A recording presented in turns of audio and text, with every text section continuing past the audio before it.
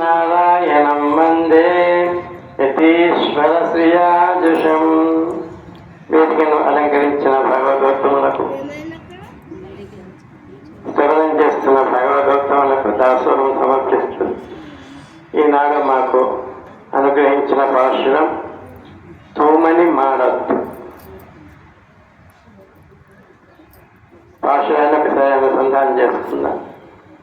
తూమని మాడత్తు శుద్ధం విలక్కెరియ రూపం కమదత్తిలనై మేల్ కన్వలரும் மாமான் மகளே மணி கதவந்தால் திலவாய் மாமீர் அவளை எதிர்ப்பீரோ உன் மகள்தான் பூமையோ அண்டிச்செவிடோ அனந்தரோ ஏம பெருந்தியல் மந்திரப்பட்டாலோ மாமாயன் மாதவன் வைகுந்தன் என்றென்று நாமம் பலவும் நவின்று ஏலோరింబాయ్ ఆండాం దివ్య తిరువడిగలే శరణం.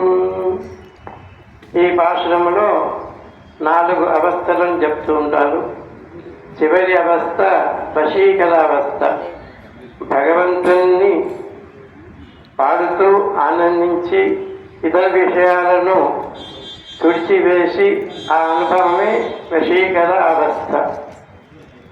అటువంటి అవస్థలో ఈనాటి పాశ్రమం నుంచి ధ్యాన దశ ప్రారంభమవుతుంది. భగవద్ధ్యానం ఎవరైనా చేస్తూ ఉన్నా మనం దాన్ని అనుసరించి మనం ఆనందించినా మనం తరించుమట అని పెద్దలు చెప్తూ ఉంటారు. అది ధ్యాన దశ.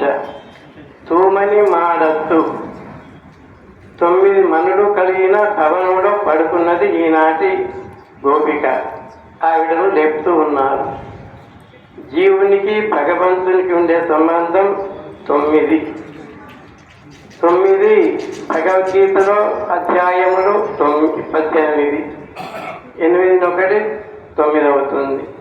మనకి ఎవరైనా సంభావన 1000 రూపాయలు ఇస్తే అది కూడా 9గా. అలాగే 9 చాలా ముఖ్యమైన అంకె. ఆ విధంగా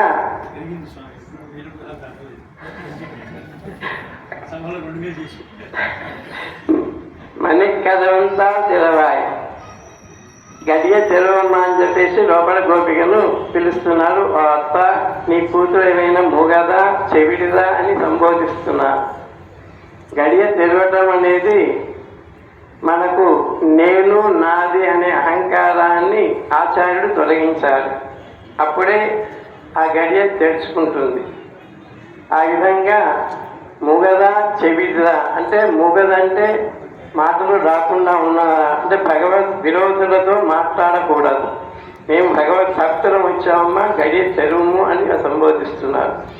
చెవిడిదా ఎప్పుడైనా మనం భగవత్ ఆరాధన చేస్తుంటే మనసు లగ్నం చేసి పరమాత్మను ఆరాధించినప్పుడు ఇతర విషయాలు మన చెవిన సోకకూడదు.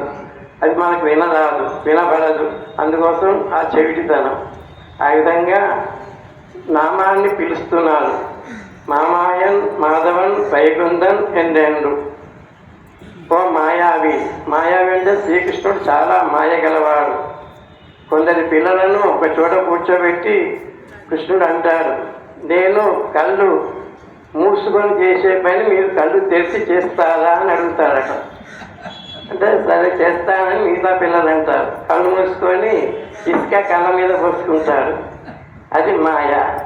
అక్కడ ఉండే భవనంలో ఉండే ఆ మణి ప్రాంగణం అంతా తన రూపాన్ని చూసుకొని పట్టుకోవడానికి ప్రయత్నిస్తుంటాడట. అదొక మాయ.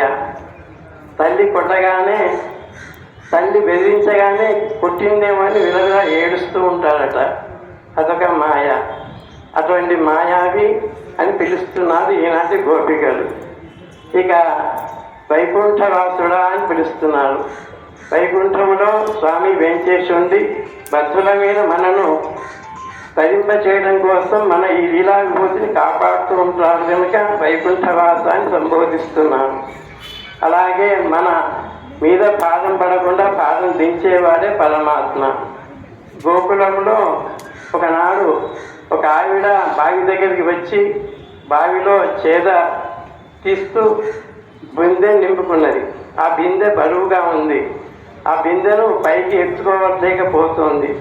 వెంటనే అక్కడ కృష్ణుడు వస్తున్నాడు. కృష్ణ కృష్ణ వచ్చి నాకు ఈ బిందె ఎత్తి పెట్టవా అని అడుగుతుంది.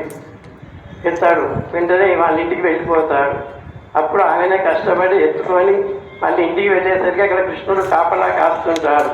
అక్కడ ఎత్తలేదు కానీ ఇక్కడ దించుతావా అని చెప్పేసి అడుగుతుంది. అంటే నేను ఎప్పుడూ కాళ్ళని దించేవాడిని అని ఆయన సంబోధిస్తారు. అది ఆయన మాయ.